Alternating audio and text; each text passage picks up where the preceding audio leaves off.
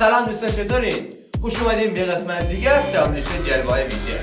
به این قسمت میخوام بهتون آموزش بدم چطور کلیپ باحال رو بسازیم.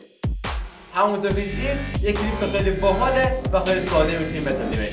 پس من همراه باشید با ادامه آموزش. من پژمان هستم و اینجا کامل استودیوه که به صورت هفتگی کل کلیپ‌های نرم گرافیکی و کل کلیپ‌ها دنیای تکنولوژی براتون بذارم. اگه تا الان کانال کامل رو سابسکرایب نکردی حتما روی دکمه سابسکرایب کلیک کن و دکمه زنگوله هم بزن تا داخل کلیپ من با کار باشید. خب دیگه بریم برای آموزش. پس لیتس گو.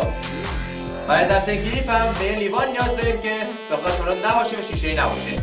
به لیوان سوخوری نیاز داریم و کردن. اون در نزدیک دوربین قرار میگیریم و دوربین هم باید ثابت باشه. ما میریم در پشت لیوان در بخش عقب‌تر روی سقف یا روی صندلی قرار میگیریم، وای میسیم و میپریم پایین. مثل فیلم که بهتون نشون میدم. برای ضبط این فیلم یه لیوان پرازاد میخوایم، یه سنگ و یه چنین صحنه‌ای.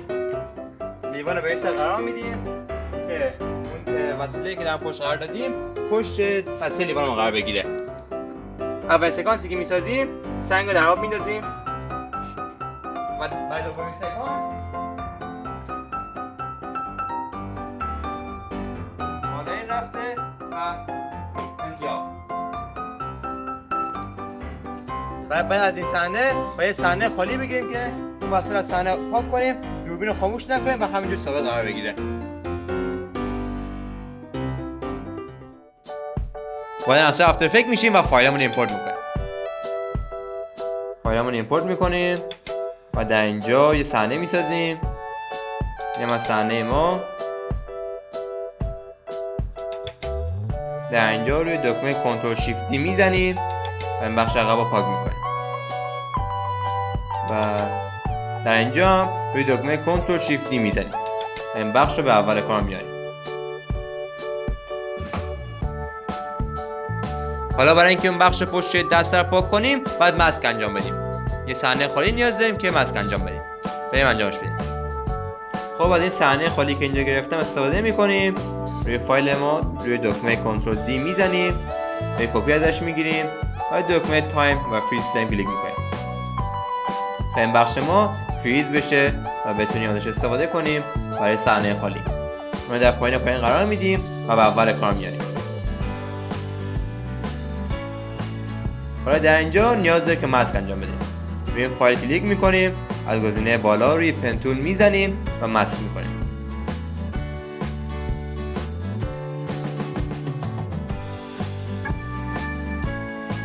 بعد از که ماسک کردیم روی دکمه ام کلیک میکنیم و این بخش اد رو روی سابترک میزنیم و برای اینکه نرم بشه لبا روی دکمه اف کلیک میکنیم، بخش ماسک پدر میاد و روی 20 قرار میدیم. میبینید که خیلی واقعی به نظر میاد. حالا برای اینکه این بخش آب و پوشش آب بیاد باید این صحنه‌مون رو وارد کنیم.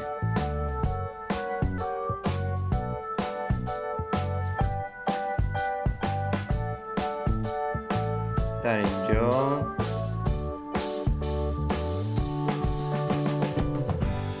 وقتی که سنگمون رو انداختیم دقیقاً در اینجا روی دکمه کنترل شیفت دی میزنیم و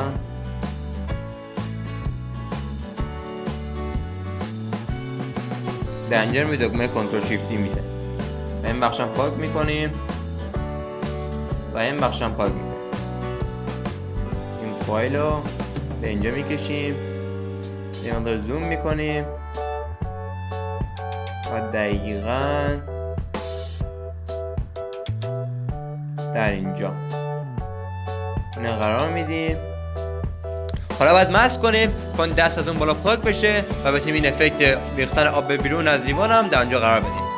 بریم که انجامش بدیم.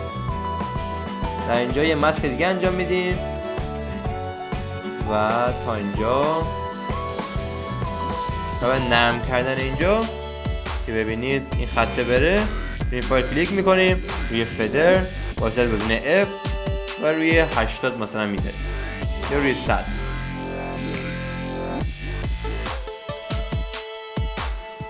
یه بار نگاه میکنیم، یک کم عقب‌تر میاریم. حالا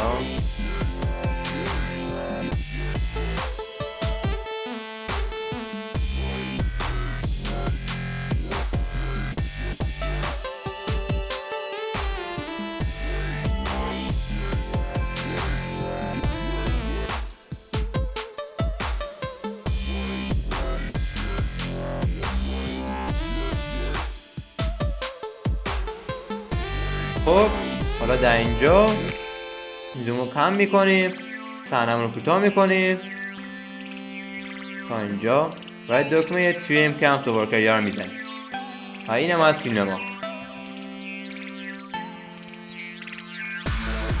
حالا برای اینکه بتونیم توی اینستاگرام استفاده کنیم باید یه بخش رو کراپ کنیم و اون رو به مربع تبدیل کنیم. به بخش کامپوزیشن میدیم، روی کامپوزیشن سیتینگ کلیک میکنیم.